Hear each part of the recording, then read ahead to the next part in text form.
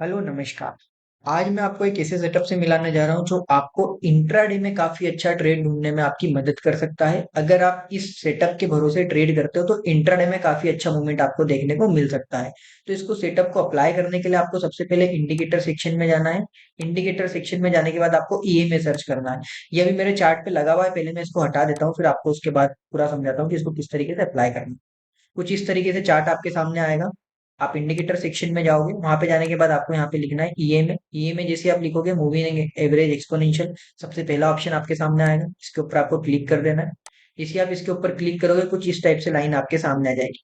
इसको जो लेंथ रहती है वो बाय डिफॉल्ट 9 रहती है, उसको हमको चेंज करके 5 करना होता है। जैसे ही मैं लाइन के ऊपर क्लिक करूंगा मेरे सामने सेटिंग का ऑप्शन ओपन हो जाएगा। सेटिंग के मैं क्लिक करूंगा, इनपुट के ऑप्शन पे जाऊंगा। इनपुट के ऑप्शन पे जो लेंथ है, इसको 9 को हटा करके मैं 5 कर दूंगा। सिमिलरली स्टाइल से आकर के मैं इसका कलर भी चेंज कर सकता हूँ और यहाँ पे मैं इसको ओके कर दूंगा। जैसे मैं ओके करूंगा तो मेरे चार्ट पे 5 ईए में अप्लाई हो चुका है। अब मुझे करना क्या है, मुझे यहाँ पे ट्रेड ढूंढने की कोशिश करना है इंट्राडे में।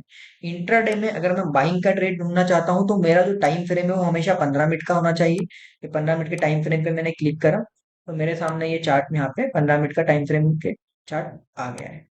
अब मुझे ये देखना है कि कौन सी कैंडल इस लाइन के नीचे ट्रेड कर रही है और उसके बाद वाली कैंडल ने क्या उस लाइन को ब्रेक करके ऊपर की तरफ मुझे ट्रेड दिया है। अब मैं इसकी पहले एक्यूरेसी आपको बताता हूँ। इस ट्रेड की एक्यूरेसी होती है 50 से 60% की। इसमें अगर आप स्टॉप लॉस की और टारगेट की बात करो, मतलब रिस्क एंड रिवर्ट रेशियो की बात करो, तो 1:2 का आपको रिस्क एंड रिवर्ट रेशियो मिल जाता है। मीन्स अगर आपको 100 रुपए का घाटा होगा तो 200 रुपए का फायदा भी होगा। ठीक है। तो ये लाइन के नीचे जो कैंडल ट्रेड कर रही होती है उसको हम अलर्ट कैंडल बोलते हैं। जैसे ये लाइन चल रही है हमारी, इसके नीचे ये जितनी भी कैंडल है ये सारी आपकी अलर्ट कैंडल है। और इसके बाद वाली जो कैंडल है उसका हमको क्लोजिंग नोटिस करना होता है कि वॉल्यूम के साथ क्या उस कैंडल ने इसके ऊपर हमको क्लोजिंग दिया है। अगर इस लाइन के ऊपर कोई सी कैंडल वॉल्यूम के साथ हमको क्लोजिंग देती है तो वहां पे हमको एंट्री करना होती है। अब यहाँ पे मैं आपको समझाता हूँ। जैसे यहाँ पे आप नोटिस करोगे तो एक रेड कैंडल है जो कि इस लाइन के नीचे ट्रेड कर रही है 15 मिनट के चार्ट पे, और उसके बाद वाली एक कैंडल है जिसने इस लाइन को ब्रेक किया और वॉल्यूम के साथ ऊपर की तरफ क्लोजिंग दी। तो जैसे ही मेरी अलर्ट कैंडल के बाद वाली कैंडल इस लाइन को ब्रेक करके ऊपर की तरफ क्लोजिंग देगी तो कहीं ना कहीं मैं यहाँ पे इसका मेरा एंट्री ट्रेड लूंगा, मींस बाइंग का एक यहाँ पे ट्रेड लूंगा। मैं आपको लाइन ड्रॉ करके बता देता हूँ। कि मैंने लाइन ड्रॉ करी हॉरिजॉन्टल लाइन, कहीं ना कहीं मेरी यहाँ पे बाइंग का ट्रेड इनिशिएट होगा। सिमिलरली मेरा जो स्टॉप लॉस रहेगा, मेरा स्टॉप लॉस रहने वाला है अलर्ट कैंडल का लो। ये मेरा स्टॉप लॉस रहेगा। और जहां से इस स्टॉक ने गिरने की शुरुआत की थी, मीन्स ये जो ट्रेड था, ये जो सेटअप पूरा बंदा है, इसका शुरुआत जहां से हुई थी कुछ यहाँ कहीं ना कहीं यहाँ से ये स्टॉक ने लगातार कंटिन्यू गिरने की शुरुआत की थी, तो ये मेरा स्टॉप लॉस रहेगा। ये लाइन मैंने यहाँ पे ड्रॉ कर दी है, यहाँ पे मेरा टारगेट रहेगा। तो अब मैं अगर रिस्क एंड रिवर्ट रेशियो की बात करूं तो मेरा 1:2 के आसपास का रिस्क एंड रिवर्ट रेशियो यहाँ पे मिल रहा है। मींस मैंने यहाँ पे बाइंग कितने पे करी थी, 57,600 पे मेरी बाइंग हुई। मेरा स्टॉप लॉस कितना पे था, 57,150 पे। 57,600 माइनस 57,150 मीन्स 450 पॉइंट का मेरा स्टॉप लॉस था। वहीं मैंने 57,600 पे मेरी बाइंग हुई और मेरा जो टारगेट मैंने रखा है वो रखा है 58,094, मतलब 58,100 का। तो मोटा मोटी मुझे 500 पॉइंट का यहाँ पे टारगेट देखने को मिला। तो मेरा रिस्क एंड रिवर्ट रेशियो जो हो गया वहां पे 1:1 का हो गया। ये मेरा बाइंग का सेटअप था। बाइंग का सेटअप ढूंढने के लिए मैंने क्या करा, सबसे पहले तो मैंने ये लाइन ड्रॉ करी ईएमए की। उसके बाद मैंने ये ढूंढा कि इस लाइन के नीचे कौन सी कैंडल ट्रेड कर रही है। उसके बाद मैंने ये देखा कि उसके बाद वाली कैंडल, मीन्स जो लाइन के नीचे ट्रेड कर रही है उसको मैंने अलर्ट कैंडल कहा। उसके बाद वाली कैंडल जिसने वॉल्यूम के साथ उस लाइन को ब्रेकआउट किया है, ब्रेक किया है, तो जैसे ही उसकी क्लोजिंग आती है उस लाइन के ऊपर और वॉल्यूम के साथ वो क्लोजिंग करती है, तो मैं वहां पे मेरा ट्रेड इनिशिएट करता हूँ। मेरा स्टॉप लॉस जो रहेगा वो स्टॉप लॉस रहेगा अलर्ट कैंडल का लो।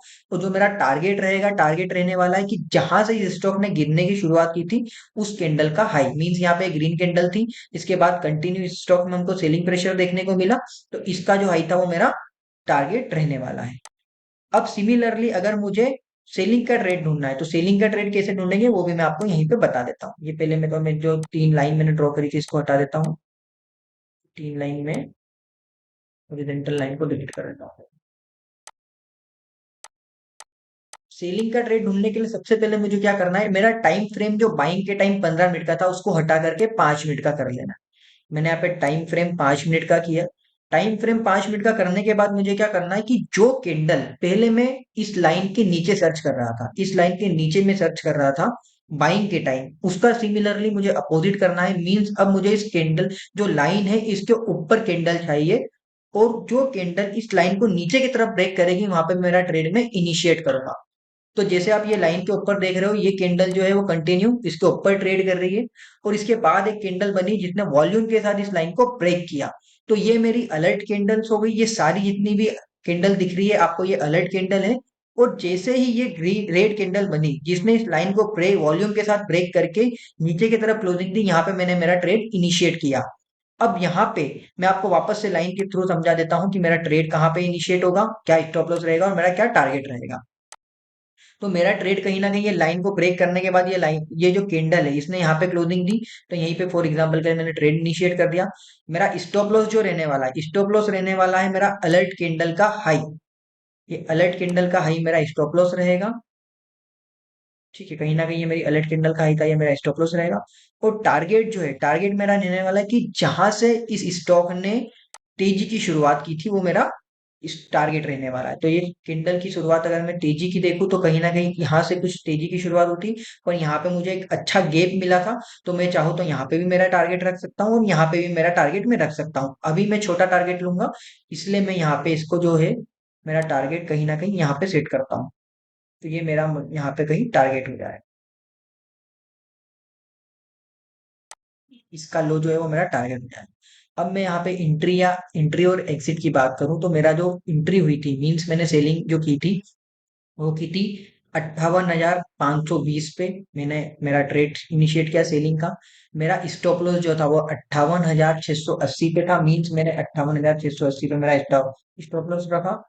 58,520 पे मैंने मेरा सेलिंग का ट्रेड इनिशिएट किया। तो मेरा स्टॉप लॉस था 160 पॉइंट का, 150 पॉइंट का मेरा स्टॉप लॉस था। और मैं अगर मैं टारगेट की बात करूं मेरे, तो 58,520 पे मैंने सेलिंग किया था और मेरा टारगेट था 58,360 का। तो मेरा जो टारगेट था वो भी 1:160 पॉइंट, मतलब 1:1 का मुझे यहाँ पे रिस्क एंड रिवर्ट रेशियो देखने को मिला।